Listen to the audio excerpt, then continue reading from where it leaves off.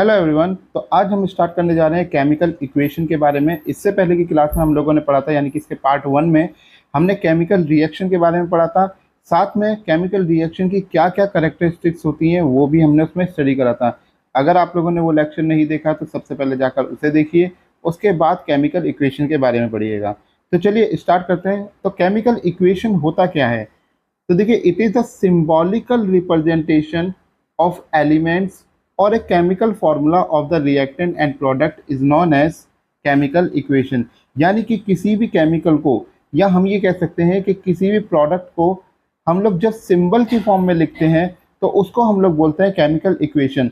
जैसे मैं फिलहाल के लिए कुछ एलिमेंट्स के नाम बताता हूँ आप लोगों को। जैसे हाइड्रोजन है, हम जानते हैं हाइड्रोजन को हम H से डिनोट करते हैं, ऑक्सीजन को O से डिनोट करा जाता है, नाइट्रोजन को N से, और वाटर को H2O से डिनोट करा जाता है। इसी तरीके से अगर मैं बात करूँ सोडियम क्लोराइड के बारे में, तो सोडियम क्लोराइड जो होता है हमारा, उसको हम लोग NaCl से डिनोट करते हैं। ठीक है ना। सोडियम क्लोराइड को किससे लिखते हैं? NaCl से डिनोट करते हैं। अगर आप सोडियम सल्फेट लेना चाहते हैं तो सोडियम सल्फेट को हम क्या देते हैं? Na2SO4 सोडियम सल्फेट होता है हमारा। तो यानी कि जब हम क्या करते हैं, किसी भी केमिकल को उसके पूरे नाम से ना लेकर उसको सिंबल की फॉर्म में रिप्रेजेंट करते हैं तो उसको हम लोग बोलते हैं केमिकल इक्वेशन। अब ये अभी इक्वेशन की फॉर्म में नहीं, ये भी हमने डायरेक्टली लिखा है। अब इक्वेशन की फॉर्म में मैं आपको एक बार दिखा देता हूँ कि इक्वेशन की फॉर्म में किस तरीके से हो जाएंगे। तो मान के चलिए हमारे पास में क्या है, एक सेकंड में इसको इरेज कर देता हूँ।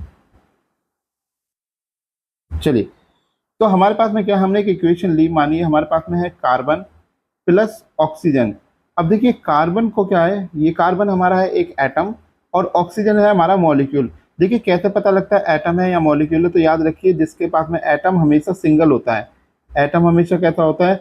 सिंगल होता है। लेकिन जो मॉलिक्यूल होता है उसमें दो या दो से ज़्यादा सिमिलर काइंड के एटम जुड़े होते हैं। ठीक है ना। सिमिलर एटम जब आपस में जुड़े होते हैं तो हम कह सकते हैं उस केस में कि वो हमारा कैसा हो जाता है, वो हमारा मॉलिक्यूल बन जाता है।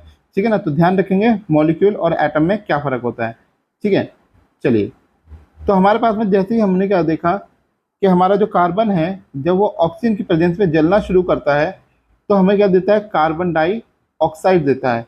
यानी कि जो लेफ्ट साइड में आप ये पार्ट देख रहे हो इसको हम लोग क्या कह रहे हैं? यहाँ पर रिएक्टेंट कहते हैं, और राइट साइड में जो बन के आया वो हमारा क्या है? प्रोडक्ट। तो यानी कि हमारा रिएक्टेंट और हमारा प्रोडक्ट दोनों किस में लिखा हुआ है? सिंबल की फॉर्म में लिखा हुआ है। इसी रिप्रेजेंटेशन को हम लोग क्या कहते हैं? केमिकल इक्वेशन कहते हैं। आई होप सो आप लोगों को समझ में आ गया। ऐसी बहुत सारी रिएक्शन अभी हम आगे पढ़ते हुए चलेंगे, तो रिएक्शन की टेंशन नहीं लीजिएगा कि रिएक्शन कम होंगी। तो चलिए बात करते हैं हम लोग टाइप्स ऑफ केमिकल इक्वेशन के बारे में। अब देखिए यहाँ पर दो प्रकार की हमारी केमिकल इक्वेशन होती है, एक होती है बैलेंस केमिकल इक्वेशन, एक होती है अनबैलेंस केमिकल इक्वेशन। तो सबसे पहले बात कर लेते हैं हम लोग बैलेंस केमिकल इक्वेशन के बारे में। तो देखिए बैलेंस का मतलब हम लोग जानते हैं, जब भी हम किसी दुकानदार के पास में कोई सामान लेने के लिए जाते हैं तो हमने वहाँ पर देखा होगा उसके पास में एक तराजू होता है। आजकल डिजिटल हो गए हैं, लेकिन डिजिटल में भी आपको तोलना तो पड़ेगा ही। ठीक है ना। लेकिन पहले क्या होता था, सामने बैलेंस देखने के लिए हम लोग क्या करते थे उसमें, कि तराजू का जो पुराने तराजू होते थे उसमें बाट रखा जाता था, यानी कि जिसको हम वेट कहते हैं। एक फिक्स वेट होता था जिसको एक साइड में रखा जाता था, और दूसरी साइड में हम लोग क्या करते थे, जो सामान हमें चाहिए उस सामान की क्वांटिटी को डालते रहते थे जब तक वो दोनों आपस में बराबर ना हो जाए। बीच में उसके एक छोटी सी स्ट्रिप होती थी, मैं आपको दिखा देता हूँ थोड़ा सा। मान के चलो ये हमारे पास में एक वेट है, यहाँ पर बीच में ये इस तरीके से एक स्ट्रिप लगी होती थी। ठीक है ना। और इस तरीके से ये नीचे से जुड़ा रहता था। तो जैसे ही हम लोग क्या करते थे, यहाँ पर एक वेट रख दिया जाता था, मान लो कोई वेट यहाँ पर इस तरीके से रख दिया गया, और दूसरी तरफ हमारे पास में कुछ सामान को इसमें डालना शुरू कर देते हैं। जब ये दोनों एक दूसरे के बिल्कुल बराबर में आ जाते थे तब जाके हम लोग इसको क्या कहते थे कि ये बैलेंस हो गए, और वो हमें इक्वल करके ने क्या करता था, हमारा सामान हमें दे देता था। ठीक है ना। तो ये होता हमारा बैलेंस का तरीका। इसी तरीके से हम लोग केमिकल इक्वेशन में भी करते हैं। तो बैलेंस केमिकल इक्वेशन में क्या होता है कि ये एक ऐसी रिएक्शन होती है जिसके अंदर number of atoms in the reactant side equal होते हैं number of atom in the product side. यानी कि हमारे रिएक्टेंट, अभी मैंने आपको बताया कि जो लेफ्ट में हमारा लिखा जाता है, लेफ्ट में जितने भी एलिमेंट पार्टिसिपेट करते हैं वो सारे हमारे क्या कहलाते हैं? रिएक्टेंट। ठीक है ना। तो ये जो रिएक्टेंट है, जितने एटम मुझे रिएक्टेंट के लेफ्ट में मिलेंगे उतने ही एटम मेरे पास में प्रोडक्ट के राइट में भी होना चाहिए, यानी कि प्रोडक्ट में भी मिलने चाहिए। तो जैसा कि हम लोगों को पता है कि कोई भी इक्वेशन के अंदर कोई भी एटम ऐसा नहीं है जो गायब यहाँ से हो जाएगा। क्यों? क्योंकि हमारा जो केमिकल इक्वेशन होती है वो कंजर्वेशन ऑफ मास के ऊपर काम करती हैं, कंजर्वेशन ऑफ मास पर काम करती हैं।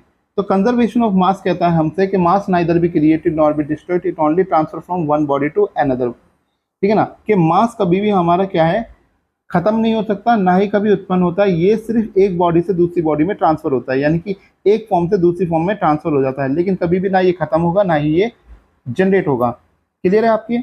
चलिए, तो यहाँ पर देखिए हमारे पास में एक हमने इक्वेशन लिखी है, यहाँ पर हमारे पास में है, यहाँ पर लेफ्ट में जिंक, ये है हमारा जिंक, और ये है हमारा सल्फ्यूरिक एसिड, सल्फ्यूरिक एसिड। ठीक है ना, जब जिंक सल्फ्यूरिक एसिड के साथ में रिएक्ट करता है तो क्या करता है, यहाँ से हाइड्रोजन गैस को रिमूव कर देता है और बनाता है हमारे लिए जिंक सल्फेट बनाता है, और साथ में हाइड्रोजन गैस को क्या कर देता है, रिमूव कर देता है। अब यहाँ पर देखिए हमें तो बात करनी है, अभी हम ये ध्यान नहीं देंगे कि हमारी रिएक्शन कैसी हो रही है, रिएक्शन के बारे में बाद में देखेंगे, पहले ये देखेंगे क्या इसके एटम दोनों साइड बराबर हैं कि नहीं है। तो सबसे पहले हम जिंक को देख लेते हैं, जिंक यहाँ पर कितना है 1, लेफ्ट साइड में हमारे पास में जिंक कितना है 1 है।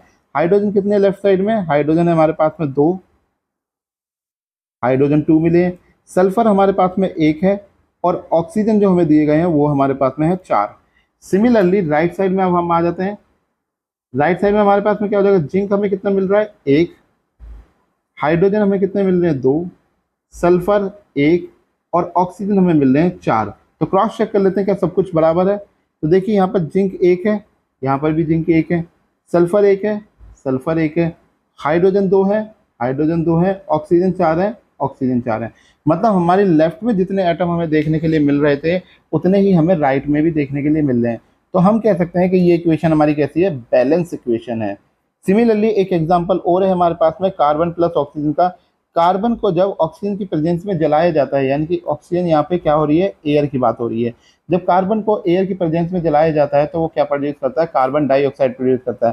तो यहाँ पर देखिए हमारे पास में कार्बन कितना है 1, यहाँ पर भी कार्बन कितना है हमारे पास 1 है, ऑक्सीजन 2 है, ऑक्सीजन दिए हैं, मतलब ये दोनों इक्वेशन हमारी कैसी है, बैलेंस्ड इक्वेशन है।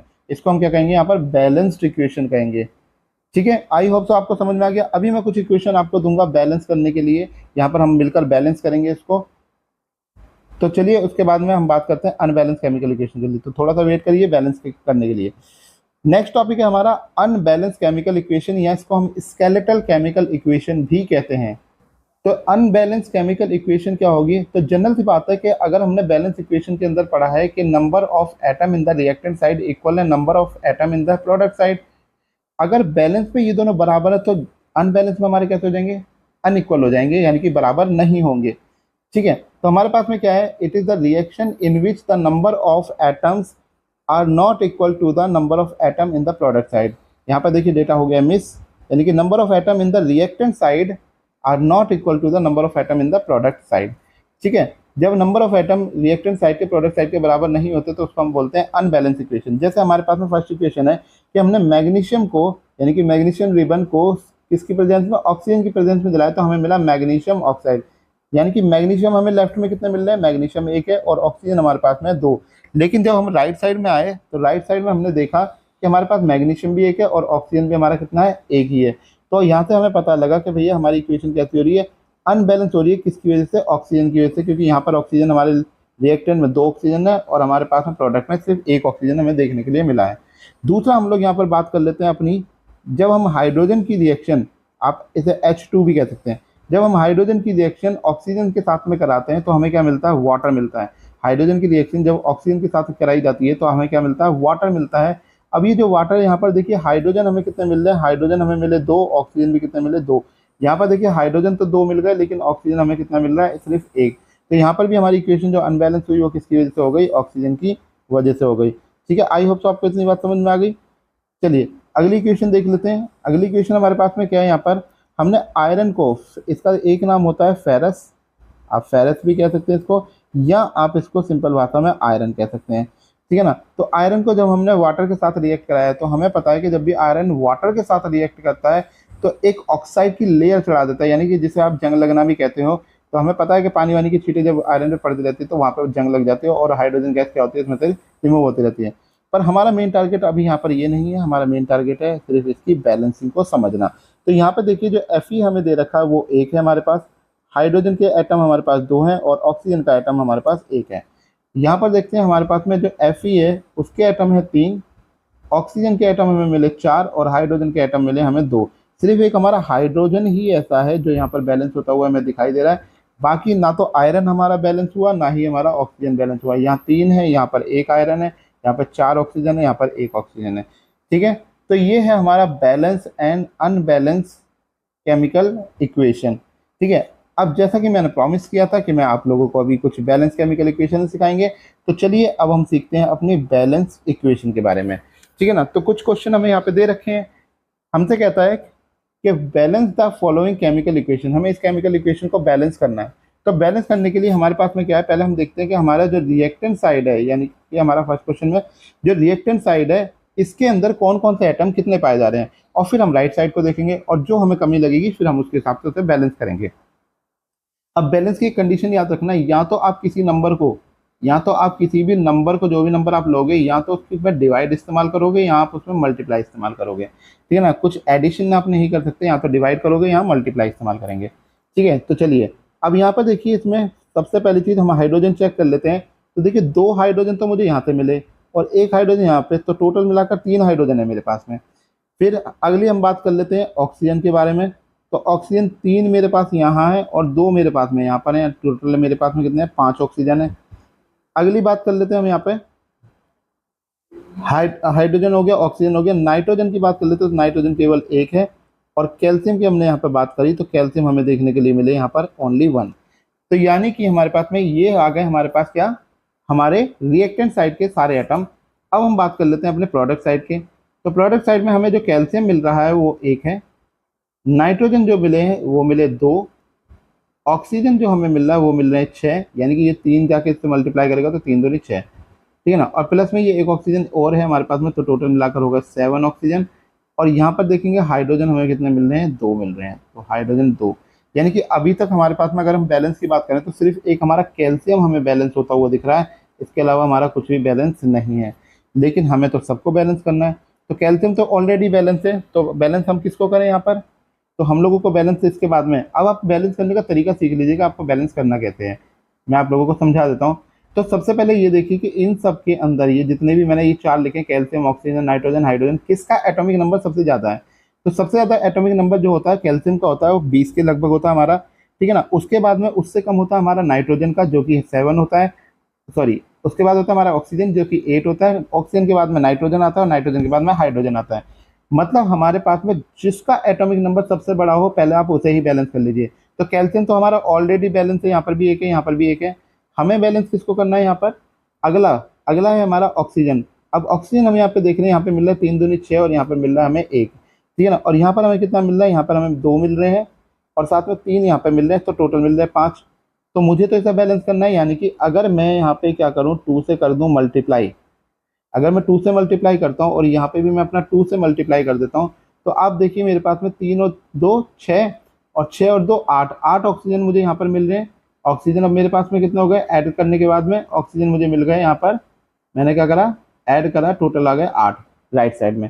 अब लेफ्ट में देखिए 2 की ऑक्सीजन की मल्टीप्लाई करी, 2 3 6 ऑक्सीजन बन गए और साथ में 2 ऑक्सीजन मुझे यहाँ से मिल गए, तो मतलब लेफ्ट में भी मेरे पास में कितने आ गए, 8 ऑक्सीजन हो गए। मतलब अब हमारे पास में क्या हो गया, यहाँ पे बराबर हो गए अपने हाइड्रोजन भी और ऑक्सीजन भी। ठीक है ना, ऑक्सीजन क्या हो गए, बराबर हो गए। अब देखिए मेरा ऑक्सीजन बराबर हो गया। नाइट्रोजन चेक कर लेते हैं, यहाँ पर नाइट्रोजन हमें कितने मिल रहे थे, 2 न मिल रहे थे। यहाँ पर भी देखिए जब हमने 2 से मल्टीप्लाई करी तो हमारे पास में क्या हो गया, नाइट्रोजन भी 2 हो गए।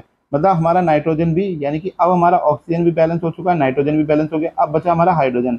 अब हमें हाइड्रोजन को देखना है, तो यहाँ पर देखिए 2 दूनी 4 हाइड्रोजन, यहाँ पे हाइड्रोजन हमें 4 मिल रहे हैं और यहाँ पे देखिए 2 हाइड्रोजन तो हमें इस पोजीशन पे, एक सेकेंड, तो आप देख रहे हैं यहाँ पर 2 हाइड्रोजन तो मुझे यहाँ पे मिले और 2 हाइड्रोजन मुझे यहाँ पे मिल रहे हैं, तो टोटल कितने हो गए, 4 हाइड्रोजन। मतलब हमारी इक्वेशन को बैलेंस करने के लिए हमें सिर्फ क्या जरूरत थी, यहाँ पर एक 2 लगाने की हमें जरूरत थी और कुछ हमें यहाँ पे नहीं लगाना था।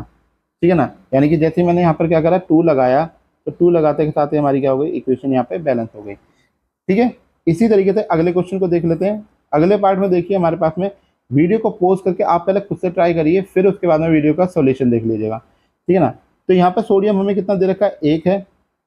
ठीक है, ऑक्सीजन की बात करें तो ऑक्सीजन हमें 5 है, 4 यहाँ पर मिल रहे हैं, 1 यहाँ पर हमारे पास में दे रखा, तो ऑक्सीजन है 5, सोडियम हमें दिया गया है 1।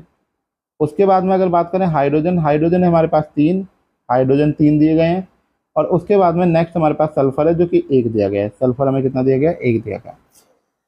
ठीक है, तो अब हमारे पास यहाँ पे देखते हैं, यहाँ पर हमें जो नाइट सोडियम दे रखे हैं वो 2 हैं, सल्फर 1 है, ऑक्सीजन 5 है और हाइड्रोजन 2 है। मतलब हमारे पास में लगभग लगभग बहुत सारी चीज़ें बराबर आ रही हैं। सल्फर वही है, जितना लेफ्ट में उतना राइट में सल्फर हमें देखने के लिए मिल रहा है।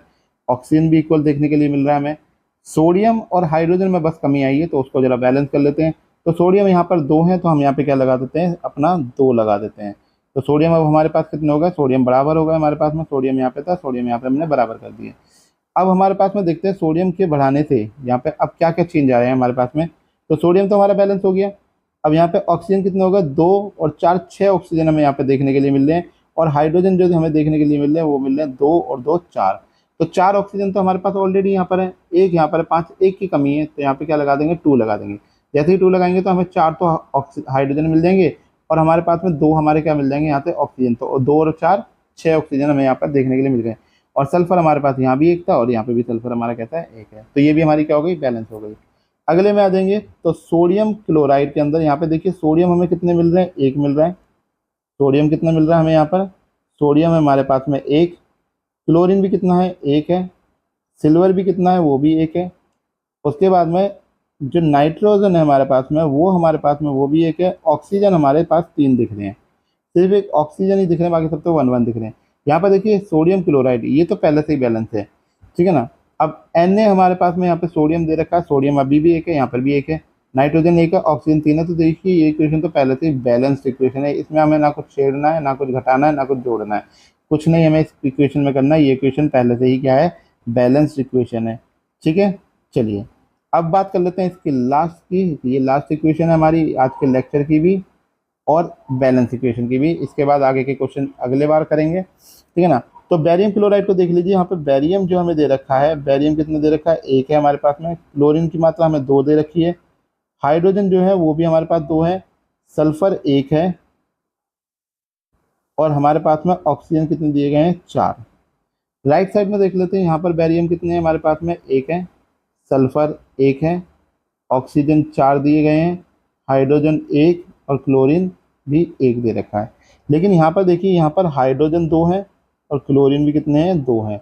यहाँ पे हाइड्रोजन भी 1 है और क्लोरीन भी 1 है, बाकी सब बराबर है इसका। तो मतलब कि मुझे सिर्फ हाइड्रोजन क्लोरीन को बराबर करना, तो मैं यहाँ पर भी क्या करूँगा? अपनी इक्वेशन में लगा दूंगा 2।